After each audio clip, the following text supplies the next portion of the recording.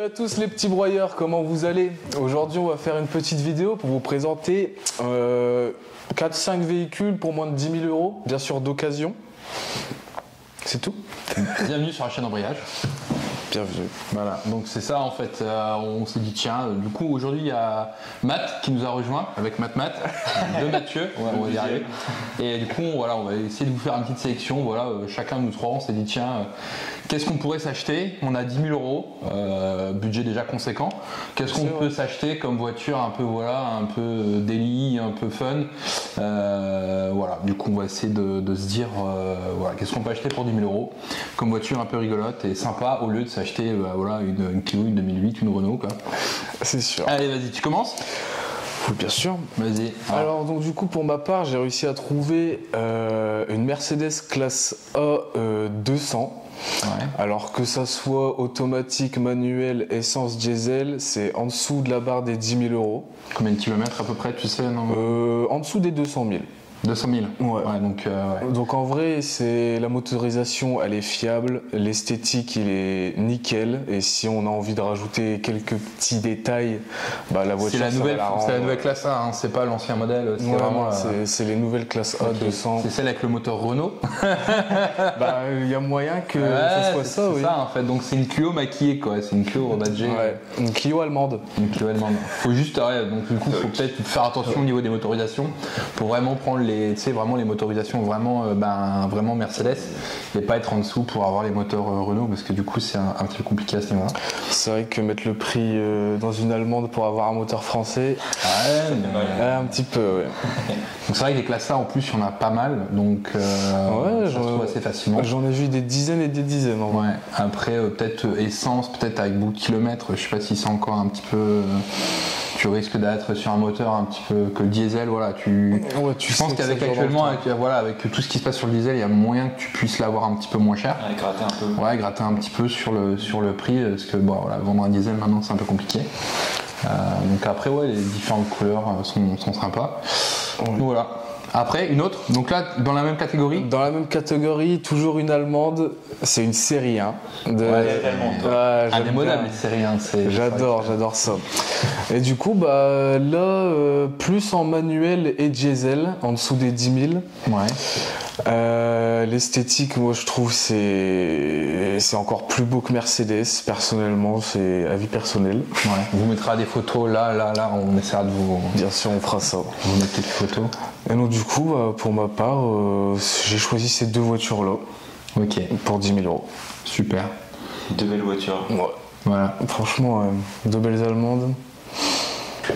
Et du coup, à toi, Mathieu, présente-nous un petit peu ce que. À 10 000 €, qu'est-ce que t'as? Alors, moi, j'ai choisi trois véhicules différents. J'en ai choisi déjà un utilitaire, un petit Tiguan. Un utilitaire. C'est plutôt la voiture de daron, là. La voiture du daron, c'est ça, un truc qui va servir à tout le monde, à la famille. Je suis Mathieu, donc je suis marié, j'ai 3 gosses. Et pour partir au ski, j'en ai besoin, c'est pratique. Ouais. Et donc, du coup, j'en ai trouvé un pour 200 000 km. Un de 2010, donc ça va, c'est pas trop. C'est assez récent, ça va. Après, voilà, vous verrez, donc là, tu es sur la phase 1, enfin l'ancienne génération, mais la phase 1. Moi, des Tiguan, j'ai dû en avoir 3 facile. Donc, non, en fait, c'est vrai que c'est une voiture qui est sympa. Tu as un coffre, donc l'ancienne phase, pas la phase, la phase récente. Tu peux en trouver, il y en a eu beaucoup. Ça a été vraiment un banger chez Volkswagen. Ils ont des Tiguan, il y en a eu pas mal. T'as des moteurs qui sont pas mal, partaient plutôt sur un 140, 150 chevaux. À l'époque, t'avais beaucoup de diesel, très peu d'essence. Des pièces, tu dois en avoir. Il y avait juste des problèmes, c'était sur les toits ouvrants, t'avais des fuites et tout. Donc si vous en prenez un qui n'a pas de toit ouvrant. Je sais que j'en avais un, je m'étais fait plaisir. J'en ai pris un sport un peu avec. J'ai pas pris la formule Cara, j'avais pris le sport avec quelques options de plus. Et t'as le cuir et tout, donc les options Cara sont très bien optionnées. Ouais, j'en ai eu 3, j'en ai eu un blanc, un gris, un blanc, donc pas mal. Après, dans 4 roues motrices, c'est pratique si tu veux aller dans la neige. C'est ça. Sinon, un 2 roues classique, une traction suffit largement. Et boîte auto, c'était les débuts, donc je sais pas, on va avoir passer en automatique aussi. Ouais, mais il y en a peu, on doit en avoir beaucoup en boîte méca, boîte méca, diesel, vous allez en trouver. Et évitez les petits moteurs partez plutôt sur un 140 et là vous allez avoir un truc qui est sympa. Puis moi je trouve que la bouille, enfin là on est vraiment sur les phases 1, mais le Tiguan phase 2, il est franchement, je te le mets à côté, alors il est un peu plus rondouillard et tout, mais on est vraiment sur une voiture qui est encore vraiment sympa. Moi, on peut en trouver à moins de 10 000 aussi, j'en ai quelques-uns. Donc après tu vas en trouver avec des kilomètres, parce que c'est vrai que c'était la voiture de famille. Moi je sais que tu prenais ça, tu mets tes gosses, tu partes en vacances. Allez, hop, route ma poule, donc ouais. Ok. Bon pour faire de l'autoroute. Ouais, Tiguan, très bon choix, ouais.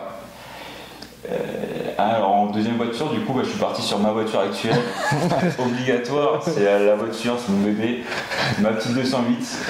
C'est la voiture daily quoi, c'est la voiture. La daily à fond les ballons là. Alors on peut en trouver en diesel, en essence, et c'est beaucoup de la manuelle. La manuelle, et c'est là où on s'amuse. Je préfère personnellement la manuelle à l'automatique. Pareil. C'est beaucoup plus actif et on s'amuse. Après au niveau des moteurs, je sais pas, c'est des HDI non, du coup des Blue HDI non, c'est des Blue HDI. Donc tu sais pas au niveau des fiabilités du moteur et tout. C'est pas ouf. C'est pas ouf. Je touche du bois. Mais pour l'instant j'ai pas eu de problème encore. Fais gaffe, ça c'est du flux ça c'est. Sur ces voitures là il y a quand même pas mal de problèmes. C'est assez compliqué. Donc là peut-être prendre un modèle qui a moins de 120 000 c'est ça, ou que la courroie soit faite et facilement des moins de 100 000. Même 120 000, c'est pas mal. Après, t'as un avantage, je crois que ça consomme pas des masses. Hein. Non, je crois que ça qui est vraiment pas. Tu dois être dans une consommation qui doit te. Tu fais à combien niveau conso d'ailleurs Je suis sur du 4 litres 100, 3-4 litres. Ouais, 3-4 litres. C'est pas beaucoup. Ouais, c'est pas mal. C'est vraiment la voiture, voilà, moins de 10 000, tu cherches un petit délit. Alors ouais, tu vas avoir des voitures qui, si on part sur les Allemands, tu vas avoir des voitures, l'entretien ça coûte cher. Là t'es sur une 208. L'entretien, la consommation. Voilà, c'est la voiture, ils en ont vendu pareil, c'est des caisses et des caisses. Je pense que niveau pièces, en casse et tout, tu dois trouver. Tu l'apportes dans n'importe quel garage, l'entretien, ils peuvent le faire, je pense que ça peut le faire. Après, je pense que les petits trucs simples, tu peux aussi t'en occuper. C'est ça. Donc ça c'est vraiment le choix. Niveau première voiture, c'est. Je pose ma raison, Première voiture très raisonnable, machin. Ok, tu nous as mis un truc un peu piquant ou. Après. En piquant, j'ai pris une petite Audi TT. Ok. Alors je me suis. Les premières versions ou les. 200 000 km. Celle-ci. C'est 200 chevaux quand même, c'est quand même pas mal. Les Audi TT, c'est pour jeunes permis. Elles ont quand même pas mal de kilomètres pour moins de 10 000. C'est assez compliqué à trouver, mais on peut trouver quelques-unes. J'en ai trouvé une du coup full black, vraiment très belle. Sachant que les Audi en plus c'est une des seules voitures, je crois qu'ils avaient fait le concept à l'époque. C'est le concept car et ils l'ont vraiment sorti, les premières. Ça, elle est vraiment cette vague là comme ça. Ils l'ont vraiment sorti. Mais vraiment à quelques modifications près, presque comme le concept car. Et c'est très rare maintenant sur les voitures. Elle est pour l'époque, tu vois, parce qu'elle a tout de même. Je crois que, je sais pas, vous le mettrez dans les commentaires quelle année, mais je crois que c'est une caisse qui a bien plus d'une vingtaine d'années. Je crois que c'était dans les années 90. Je crois qu'ils voulaient même arrêter cette année ou l'année dernière. La production. D'arrêter de la production. Je trouve que c'est dommage un peu. C'est une belle voiture. C'est une belle voiture. Voilà, t'es sur des moteurs qui sont fiables. Je pense que là, le choix de l'essence. Ça peut être pas mal, tu sais, pour avoir un petit moteur, un petit V6 ou un petit moteur assez sympa. Alors après, je pense que les premières phases, avec les voitures un peu vintage, maintenant, je pense que ton prix, il doit partir à la cote. Je pense que ces voitures, la décote, on va pas en avoir énormément. Après, voilà, par contre, ils te le vendent comme une 4 places, quoi. C'est comme la Peugeot RCZ, pour moi, c'est une 2 places. Hein, tu es à l'arrière, t'es comme ça. On rentre, mais après, c'est ça. Ou alors, tu sais, c'est bien, t'es à deux, tu veux te faire un peu plaisir, c'est une petite voiture sympa. Moi, je trouve que la bouille, elle est vraiment sympa, c'est vraiment une tête. C'est vraiment une gueule. Même toutes les générations, tu sais, d'Audi TT, je trouve que même les anciennes, un petit peu plus rondes, je trouve que c'est après tu veux te faire plaisir, machin. Si tu trouves bien une petite voiture, et ça passe pas inaperçu, c'est une belle voiture, tout le monde reconnaît, tout le monde va la regarder, quoi. C'est sûr. Donc à moi. Et toi, Evan? Alors moi je pars sur principe 3 à peu près styles de voiture, 3 ambiances différentes. Je pense que pour tout le côté un peu drift et vraiment plaisir, c'est un petit peu comme l'Audi TT. On peut en trouver, alors je dis pas que ça se trouve facilement, mais une petite 350Z. T'es sur un moteur japonais. C'est une petite. Alors Nissan, il y en a eu un petit peu en France. Donc il y a possibilité d'en trouver, on va en trouver beaucoup en RHD aussi, c'est conduite à droite. De toute façon là tu vas être sur de l'essence, pile. Moins de 10 000 on en trouve. Après voilà, même 10 500, tu vous négocies à 10 000. J'ai fait plusieurs screens. Donc là c'est pareil, c'est une voiture qui est des années 2005, 2007, 2008. Tu vas en trouver autour des entre 150, moins de 200 000 km, ça se trouve en essence. Ouais, ça sera que ces années-là de toute façon. Ouais, c'est ça. Sinon, après tu es sur une voiture, c'est un peu comme le MiTT, je trouve que la 350Z, c'est vraiment une voiture qui est. Si tu la vois, c'est une voiture voilà, qui a un look, on la reconnaît. Tu es sur une voiture pareil qui est un petit peu joueuse comme l'Audi TT, tu as vraiment deux profils. Je pense qu'après la 350Z elle va être un petit peu plus joueuse. L'Audi TT, l'Audi TT c'est une 4 roues motrices, tandis que ça c'est une propulsion. Tu vas tenir la route, ouais, c'est ça. Donc voilà, premier choix, une 350Z pour moins de 10 000, ça se trouve. T'as une voiture un petit peu qui sort du lot, quoi. Ça t'évite d'avoir une 908 HDI. Voilà, un petit délit sympa. Du coup, après, je suis parti sur un autre délire. Je suis parti sur des séries 3. Et j'adore les cabriolets, voilà, faut le savoir. Et du coup, une petite E46 ou une E92. Ouais. Donc, t'as une petite différence, c'est que le 46, ça va être un toit en tôle, non, un toit en tissu. J'en ai une en plus, moi, de série 3. Ouais, j'ai une série 3, je vous mettrai 2-3 photos ici. Donc, une BMW série 3, donc voilà. Donc, c'est des super voitures. Et moi, je trouve qu'une série 3, une BMW série 3, avec le temps, enfin, tu la vois. Ça se démode pas. Ouais, ça se démode pas, quoi. Allez, il y en a qui ont pris un petit peu de l'âge, mais tu leur fais un bon nettoyage, un bon coup d'esthétique. Franchement, la série 3, ouais, c'est vrai que je trouve que c'est vraiment des belles voitures. On est encore quand on était, tu sais, avec les petites grilles de requin, là. Enfin, les petits haricots à l'avant, hein, maintenant, t'as la calandre qui est 10 fois plus grosse. C'est vrai. Donc voilà, j'en ai plusieurs en cabriolet. Donc là tu vas être principalement en BM, voilà, tu vas être sur un 46 cabriolet, généralement c'est des 330. Tu peux taper les 325, on la met c'est une 325 CI. Essence ou diesel. C'est vrai que du coup voilà. Là-dessus on reste sur des boîtes méca. Après tu as la boîte auto qui est un petit peu rare, mais tu peux avoir, donc c'est des modèles qui sont à peu près des années 2000 récent, ouais. 2000 ouais, jusque 2010 tu peux avoir un peu moins fan des cabriolets personnellement. C'est un truc qui m'attire moins, les cabriolets. En fait l'avantage d'un cabriolet c'est qu'en été tu as une voiture que tu peux ouvrir, tu peux rouler avec, et en été tu décapotes. En fait c'est comme si tu avais deux voitures en une, tu vois. C'est ça, ouais. Je vois le petit côté de voiture, mais... Et du coup après tu avais aussi un autre délire, c'était du coup plus récent, tu as les E92 où là en fait tu as le toit en dur qui se rétracte, qui met dans le coffre. Là tu n'as pas énormément de place, que sur les séries 3 classiques tu as le toit qui se met, c'est un toit en tissu, du coup ça dans le coffre. Moi j'en ai eu un, j'en avais un, voilà, j'avais un coffre, franchement on dit toujours c'est un cabriolet, t'as pas de place et tout. J'avais un super coffre, quoi. Alors par contre pour aller dans le fond tu étais obligé de te coucher dans le coffre, mais t'arrivais vraiment dans le fond de la voiture et c'était assez sympa.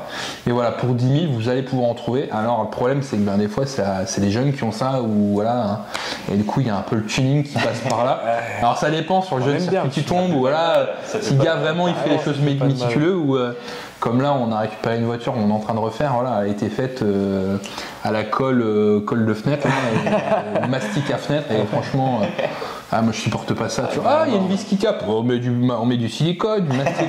Non, faut pas ça. Ouais, donc voilà, bien faire attention à l'état, parce que c'est vrai que du coup les séries 3 elles ont été beaucoup un peu tuné. Trafiqué. Ouais. Et après, en dernier choix, le choix du daron. Voilà, là je suis dans une optique où là, je dois faire 5000 km, je veux rouler, machin.